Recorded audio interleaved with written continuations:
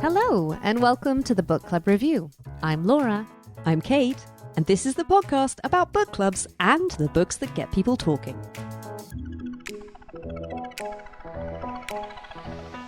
Today we bring you Bookshelf, an episode dedicated to the books we're each reading outside of book club, the ones we get to pick and choose for ourselves. As we put winter behind us and enjoy the lengthening days, we're diving into reading with new energy and have sorted through our toppling book stacks to bring you our particular standouts. On my stack, I've got Animal Life by podcast favourite Icelandic author Audur Ava Olafsdottir. It's a short, slight novel and follows the musings and memories of 40-something midwife Domhildur in one stormy week leading up to Christmas. It sounds uneventful, and it is. So why did I enjoy it so very much? On the other end of the scale, I've been reading the MIRROR VISITOR QUARTET by French author Christelle Dabos. In the past 3 weeks, I have managed to read not one, not two, but the first 3 books in the series, which is something in the region of 1,500 pages, all told. And I'm actually well into the 4th and final book, The Storm of Echoes. So you'll have to keep listening to hear why I'm so hooked. Meanwhile, I've been catching up with Lessons in Chemistry by Bonnie Garmus, the smash hit that tells of scientist turned TV cooking show presenter Elizabeth Zott. I've also been reading I Have Some Questions for You by Rebecca Makkai, the New York Times bestseller that has been described as a twisty, immersive whodunit, perfect for fans of Donna Tartt's The Secret History. And as an antidote to all this fiction, I picked up Saving Time, Discovering Life Beyond the Clock by artist and writer Jenny Odell. To read it, fellow time philosopher Oliver Burkeman comments, it's to experience how freedom might feel. We'll also run through the books we've currently got on the go and the ones we can't wait to get to. All that's coming up here on the Book Club Review.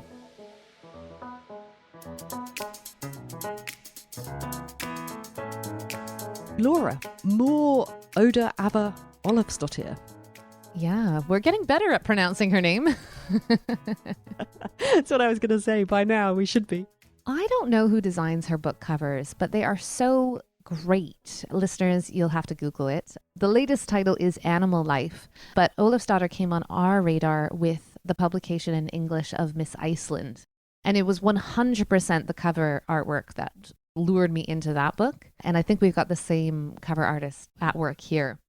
Olafsdottir writes quite short, sometimes a little bit obscure novels about day-to-day life. And this one, as I said in the intro, is in some ways her simplest yet. It's 1 week of time, nothing much happens, there's no real plot hook, but we're introduced to this really charming character who I kind of grew to love in no less than 180 well-spaced pages. Her name is Domhildur. And as it says on the front flap, in the days leading up to Christmas, Domhildur delivers her 1,922nd baby. Beginnings and endings are her family trade. She comes from a long line of midwives on her mother's side and a long line of undertakers on her father's.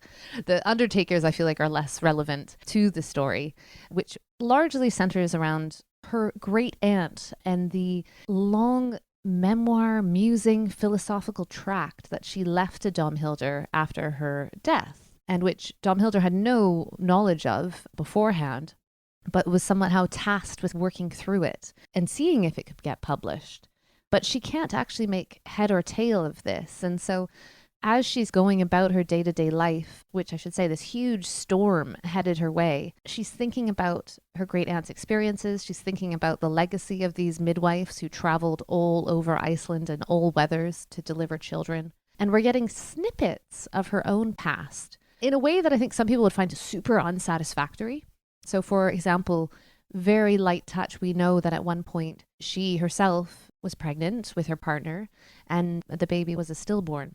And so there's another woman who goes through that tragedy in this novel, again, just really passing. And so Domhildur's brought in to just offer comfort simply through her presence, I think, and understanding. And later she runs into this partner, and it was obviously the end of their relationship. I'm getting goosebumps talking about it, but it didn't affect me like that at the time because she herself, I think, has already been through the grieving process. And so while it's a source of grief, it's not a present grief.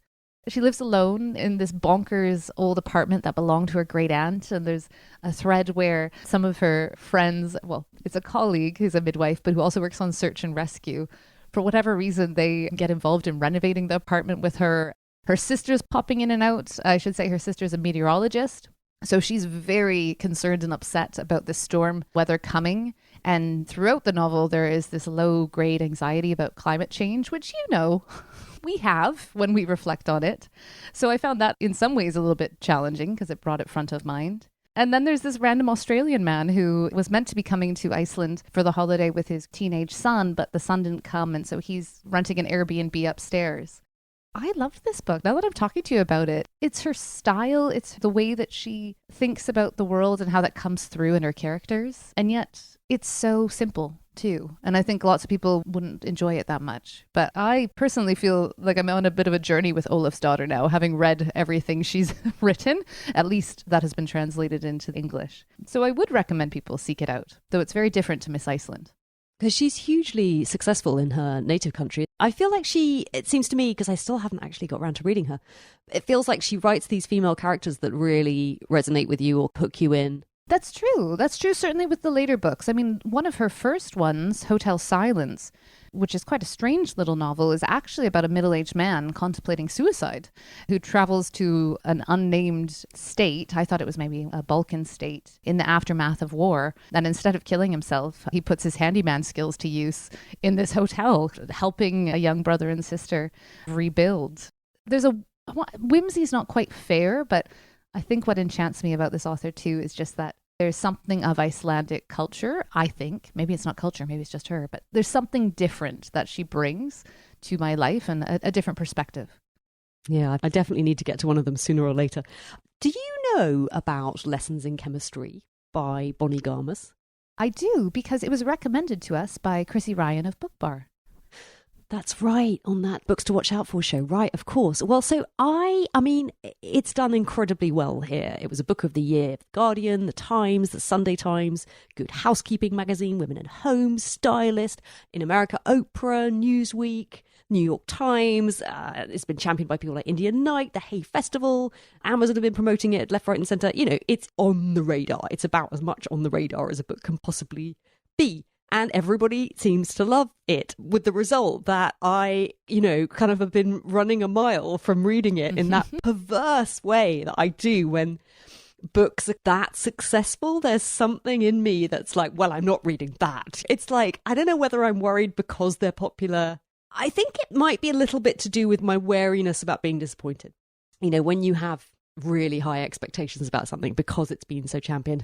And also that slight wariness about a publicity buzz, and is the book going to deliver? I've been burned before, but I was flying back from my very enjoyable visit with you a few weeks ago, and I had this with me, and I was on the plane, and I'm not crazy about flying, and I had finished my other book, and I wanted something that was gonna just distract me. I felt like, not too heavy a read. A plane is no time to tackle the weighty classics, I find. You want something light that's really going to carry you away. And I thought, this is the moment for Lessons in Chemistry. And so I picked it up and I started to read it. And I am so glad that I did. Chemist Elizabeth Zott is not your average woman. In fact, Elizabeth Zott would be the first to point out that there is no such thing. But it's the early 1960s and her all-male team at Hastings Research Institute take a very unscientific view of equality. Forced to resign, she reluctantly signs on as the host of a cooking show, Supper at 6. But her revolutionary approach to cooking, fueled by scientific and rational commentary, grabs the attention of a nation.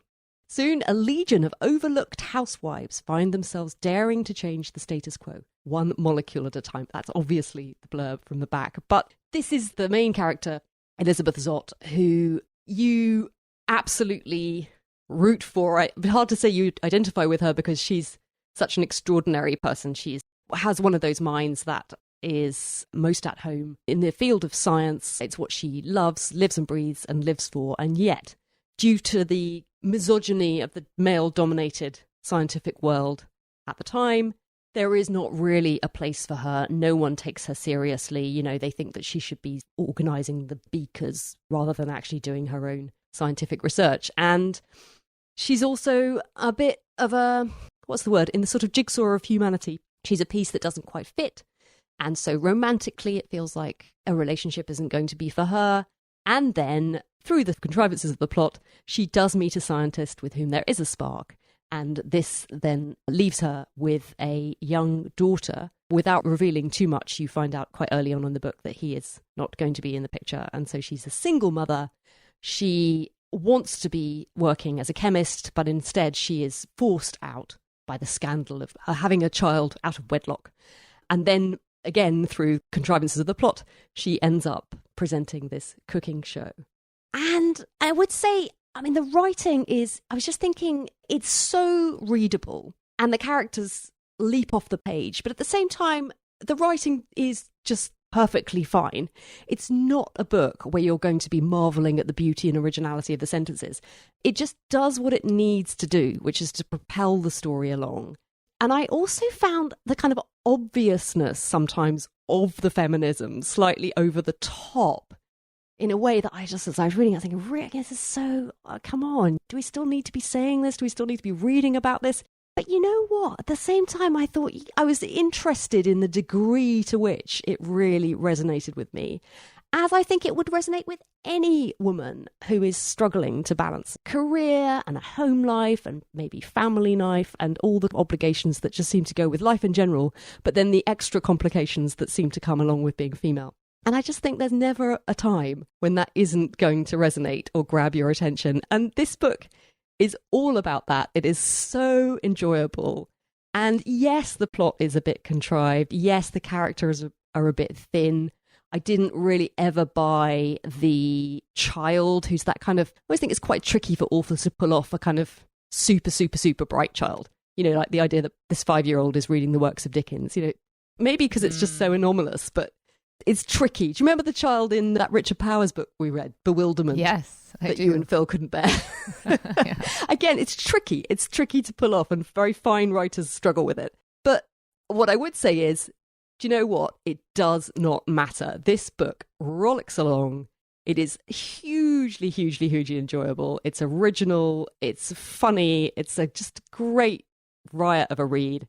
I was so happy to have read it. Nigella Lawson said, I loved Lessons in Chemistry and I'm devastated to have finished it. And I felt the same because, you know, it ends and you're like, because you just want to keep reading about this character. You just want to stay in this world.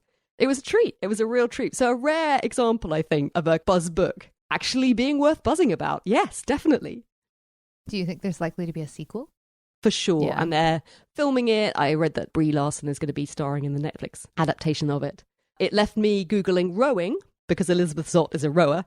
And you find yourself thinking, rowing, yeah, maybe I could get into rowing.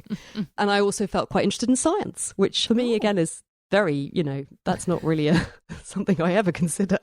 So I was curious at the effect it had on me. Yeah, I recommend it. I mean, maybe I need to follow the herd more often. Maybe I'm missing out by not following the herd. Maybe the herd knows something.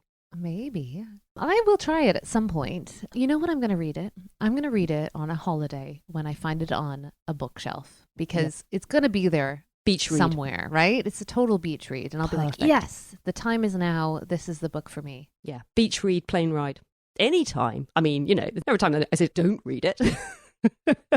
But yeah, no, it would be absolutely ideal for the sun lounger. Speaking of beach reads, I have been gobbling up Christelle Dabos' The Mirror Visitor Quartet as if I was on the beach. So there's 4 books and I'm on the 4th book. I bought the first book, A Winter's Promise, with you.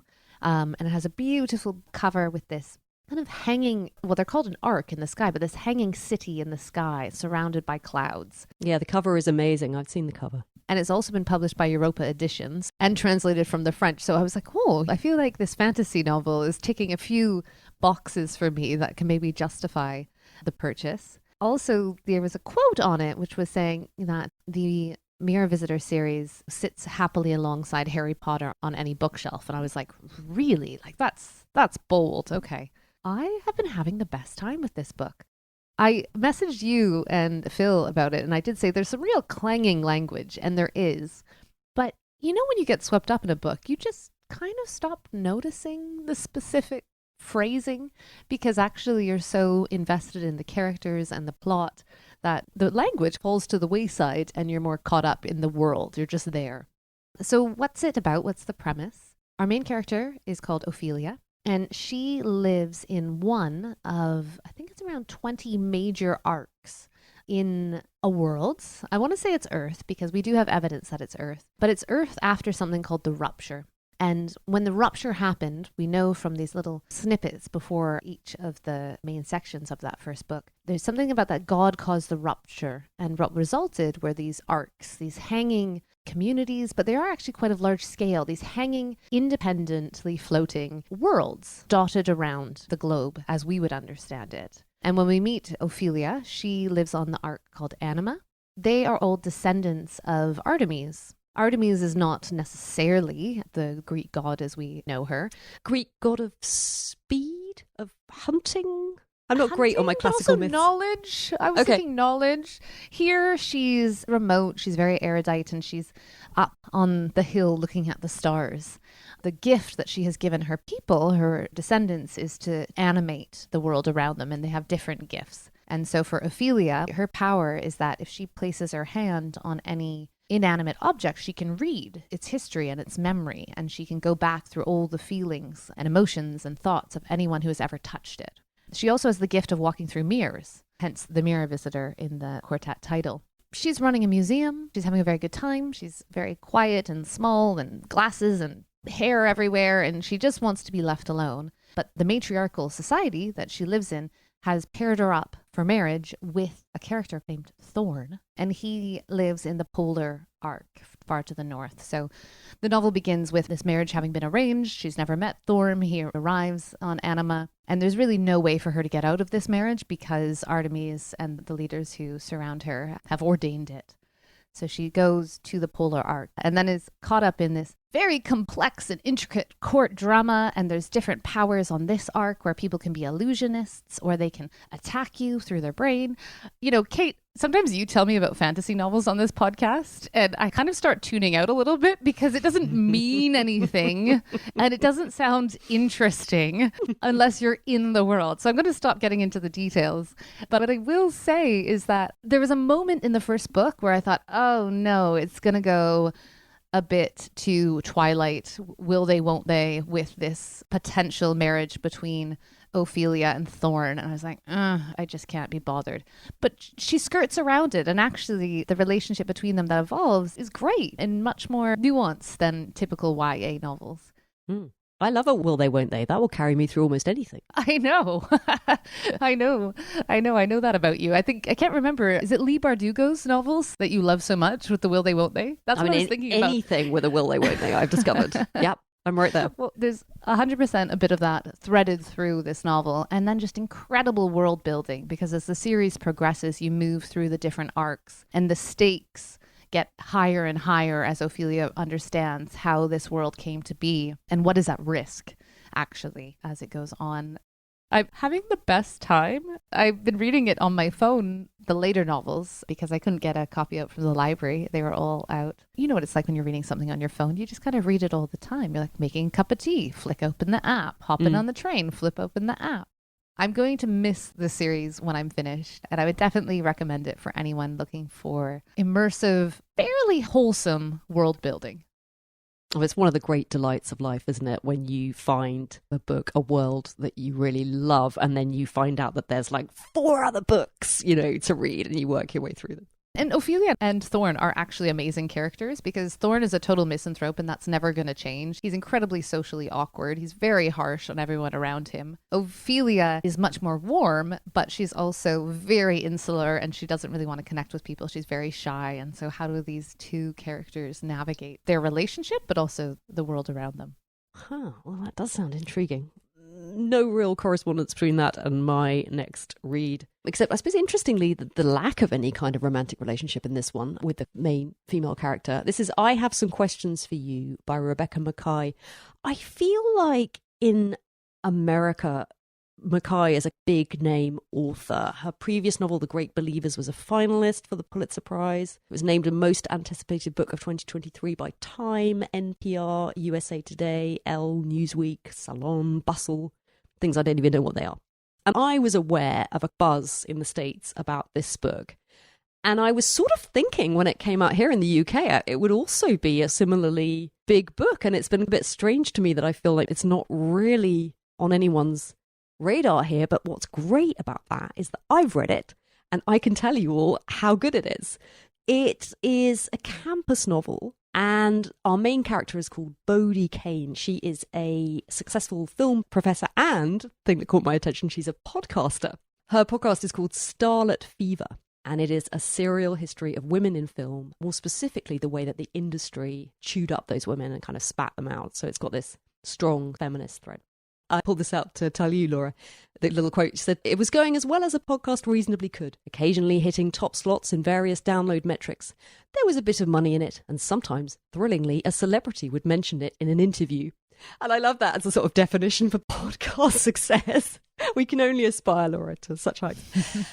Bodie has a shadow in her past, a family tragedy that marred her teenage years, and then 4 largely miserable years at a New Hampshire boarding school. Her troubles do not end there. Her roommate, Thalia, is murdered in the spring of their senior year.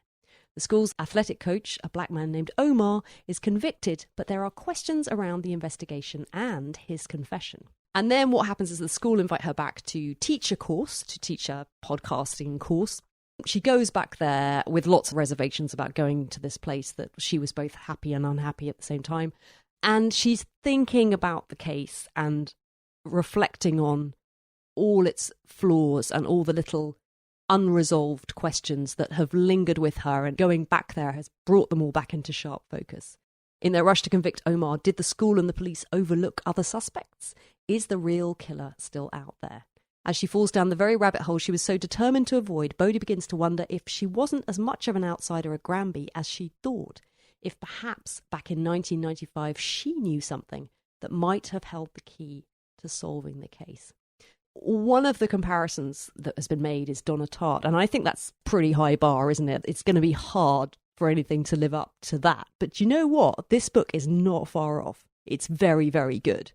Beautiful writing, very rich. She's handling multiple themes and plot strands absolutely expertly. So there's the feminism woven through it, there's this true crime angle, and also I think interrogating a little bit our interest in that, almost to that sense of true crime podcasts and the sense of that being spectacle and entertainment to a certain degree. Then it's classic campus novel, coming of age novel, where I feel like people have certain expectations of that setting and that milieu, and this absolutely delivers.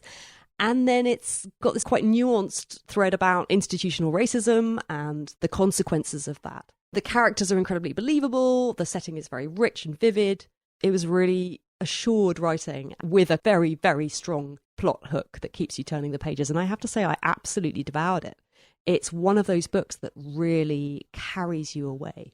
I was curious to see what people are saying about it online, and I love this review from Mr. S.J. Dilly, who gave it 5 stars, calling it a brilliant literary thriller. But he said, what really elevates this novel is the way that Makkai frames her central mystery within wider national conversations about power and privilege, both in terms of gender and race. One of the novel's most striking stylistic features is the frequent listing of news stories detailing different abuse scandals, all identified with the words, the one where.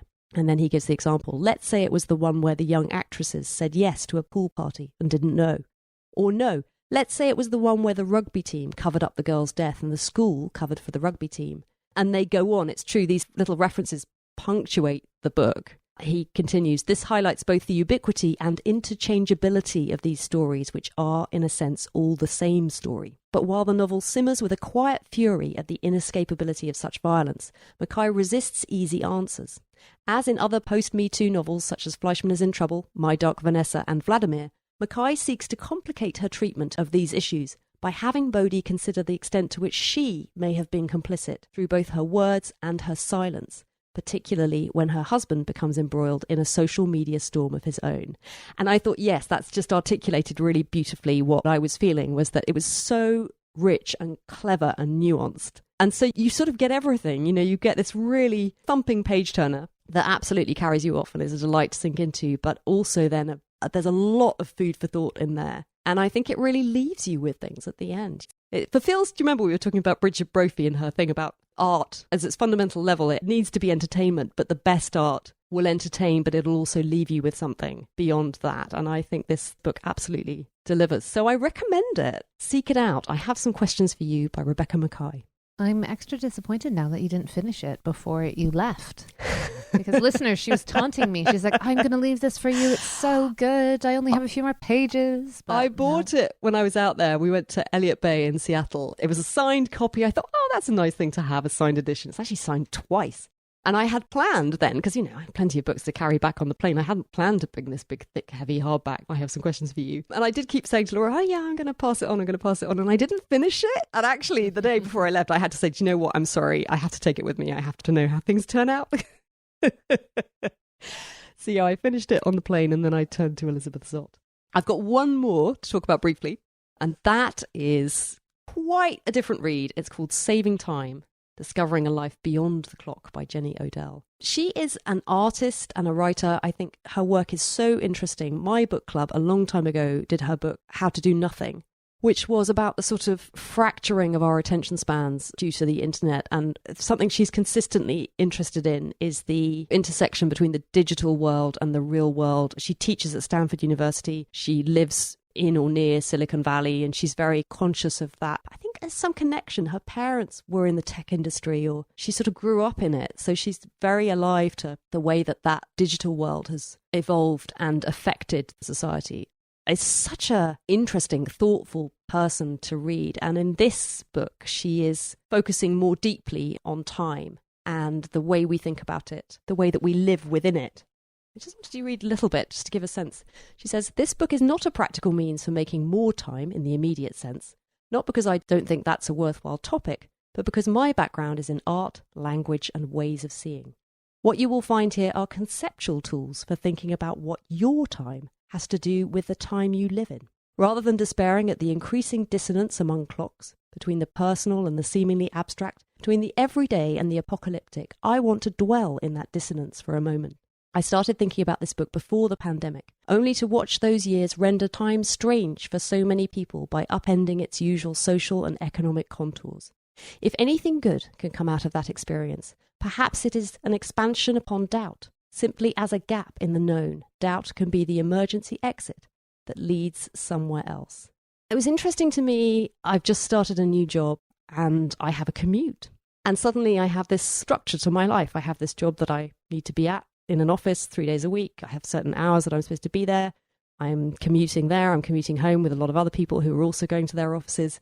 And this is quite different from me. Previously, my life hasn't been structured in this way, so I really notice it. I don't take it for granted at all. I'm very interested in it. And so it resonated with me. I think it would resonate with anyone at any time reading it. But I suppose particularly I was interested in the way that that structure then affects me and how I'm living my life, and that sense of my time being not my own anymore. Someone is paying for my time.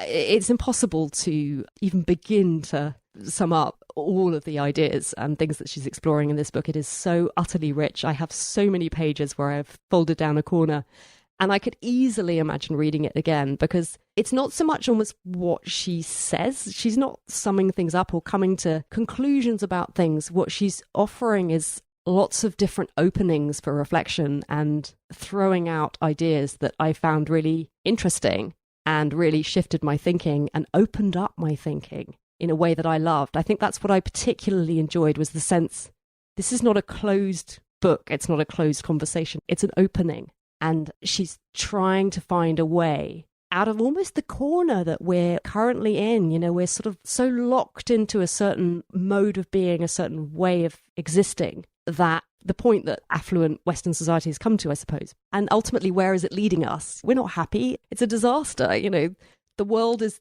going to shit and we can all see it happening. And yet individually, people don't feel they have any agency or power to change that. We're all trapped, and it's very easy to feel despairing and hopeless. But I suppose what this book is trying to suggest is that that isn't in fact the case, and that we do still have the power to affect change. And actually feeling despairing and hopeless is probably the least helpful thing that any of us could do, not only for the planet, but for ourselves as well. So I really recommend it. If you like someone like Rebecca Solnit, it's got that same slightly meandering quality to it, but the same beautiful writing.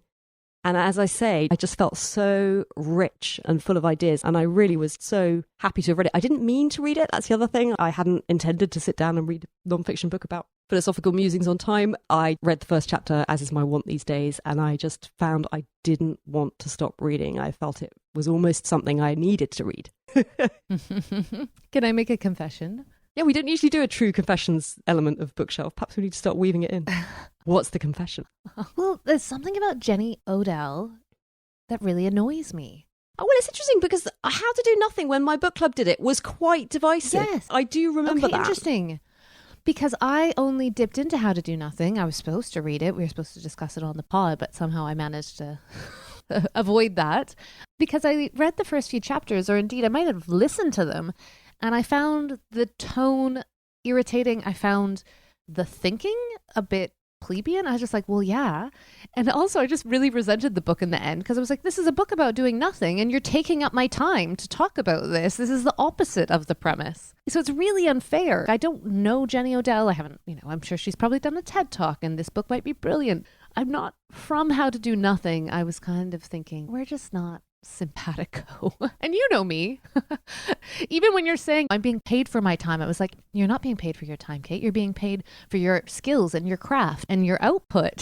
So, I don't know. I think maybe I'm in denial. Maybe I need to be more Jenny Odell and she's actually just kind of getting my back up. Who knows? I think it's really interesting. It's a very different book from How to Do Nothing. How to Do Nothing did, I think, as you suggest, it grew out of a lecture that she gave that went viral and got a lot of traction. And as a result, then enterprising publishers said, hey, we'll put this out as a book. One of the things we talked about in book club was that it felt a bit like that. It felt almost a bit like it wasn't quite a book. Amanda and I were the ones who liked it the most. And I think both of us felt that even though we saw the flaws, we found enough there that really resonated us and captured our interest that ultimately for us it was a winner. I think Saving Time is better. I think it is beautifully thought through. She has a space and just the page length to really get into it. And I loved following these philosophical meanderings. So an interesting mix. Yeah, that is an interesting mix. What are you reading now? Oh, well, I'm reading book 4 of the Mirror Visitor series. Now, that said, I'm probably now almost up to like 2,000 pages. So they're not small books. And I am feeling like maybe I need to pause and come back to it to really appreciate the payoff of the story wrapping up. And to that end, I picked up a copy last night of Lilith's Brood by Octavia E. Butler, the African-American sci-fi writer. And it was loaned to me by my boss, who enjoys a good fantasy novel, who enjoys a good sci-fi novel. And she's like, oh, it's really great. Here, it's Lilith's Brood. It's a trilogy, but I've got it in one edition. And I started to read it last night. I was really quite hooked.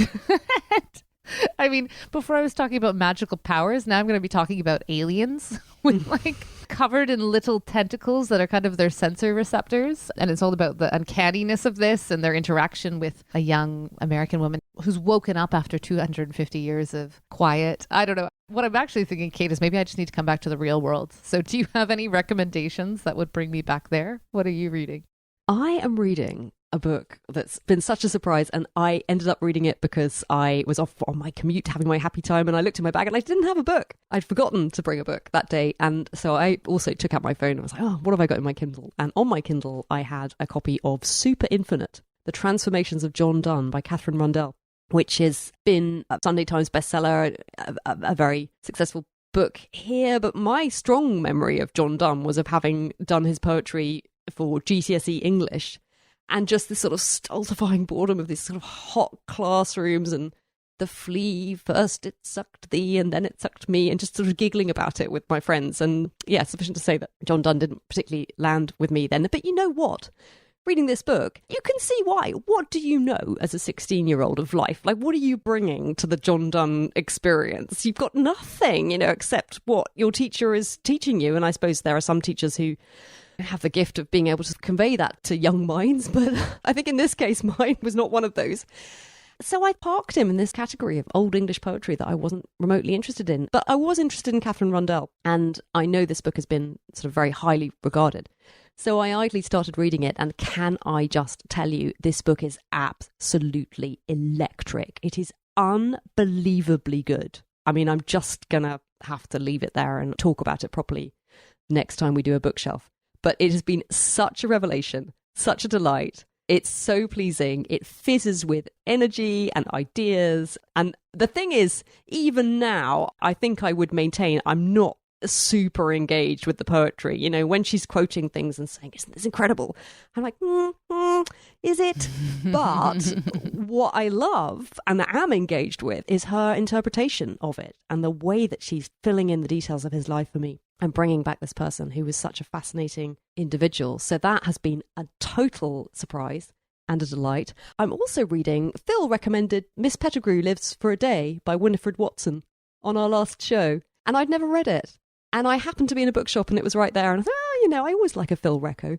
So I picked it up and I started that last night. And actually, I'm loving that. Have you read it? No, I haven't, I don't think. Have I? No, I don't think so. I think my mum might have a copy. I'm headed over there. Maybe I can steal it. It's very light and frothy. You know, it's not going to weigh you down in any way. And I think also it is true that there are elements of it, some of the language and some of the character stereotypes that are not great, and in that category of things we read now that don't sit well with us, whereas at the time they were considered acceptable. I mean, Phil mentioned this, and it's true. Every so often there's something kind of makes you reel back slightly. But as Phil said, if you can overlook those bits and, thinking about these things being of their time and of their context and not trying to judge them too much with 21st century eyes, it is incredibly enjoyable and I'm really, really enjoying it. And finally, waiting for me, I've got Natalie Haynes' Stone Blind, which is her retelling of the Medusa legend. I went to see her in a talk with Ella Bertud, the bibliotherapist and friend of our pod, who were doing a talk at the London Library, and I idly bought a ticket and went along because I thought, I've never been to an event at the London Library, I'd like to go, and it was great. I didn't really know much about Natalie Haynes, but I am a bit in love with her now. She's really fantastic, very funny, very interesting, made me feel excited about the classics in a way that I haven't before, and so I'm really looking forward to this. I'm very interested to read her take on it, and will it get me over Pat Barker, Silence of the Girls, my general horror about poor old Briseis and the awful time that she had. Maybe this will be the thing to get me back into the Greek legends again. Well, those actually sound great. I think Super Infinite might be the grown-up read I need. And I've just seen that it is available at the West Van Public Library. It's so good. It's so good. So it's so funny. That's what I try next. When you read something that's just that good. And it's almost like it doesn't seem possible that you think you know all the books that there are in the world. I mean, how absurd is that? But you sort of, as a reader, you have a bit of a sense of, I know what's out there. And then something comes along and just like, whoa, this is so good. Well, you can be gentle with yourself. It was published in 2022. Yeah. Listeners, I'm just going to wrap us up with another funny confession to Kate, which is that I have not been making much progress on my latest book club book, which is Victory City by Salman Rushdie. Ooh. But Kate, I messaged my book club to say, hey guys, how are you getting on? And 4 people had started and given up already. So that's a shame, because I would say it's a gentle Well, you loved build. it. And but I didn't at first, though. As I said, Okay. I found it quite put downable. I did. And I actually read something else. I think I got about a third of the way through, put it down, read another book. But I did go back to it. And what I found was that gradually, slowly, it crept up on me. And I suddenly realized I didn't want to be reading anything else. I don't know if my book club's going to get there, Kate. I feel like it might break us. You just got to stick with it. I did offer some other reads and no one came back to me. So who knows? It might have caused, what's that? There's the book club lull sometimes where something throws you off your schedule and enthusiasm. I'm like, oh no, Victory City by Salman Rushdie. I shouldn't have listened to you. I've never liked Rushdie's writing. Who picked it? It was me. It was my suggestion. Oh God! Now I feel yes. responsible. Well, tell them what I said. Tell them you've got to stick with it. Okay, it's very rewarding. I think if they can, they'll all be glad that they finished it. I'll canvass the troops.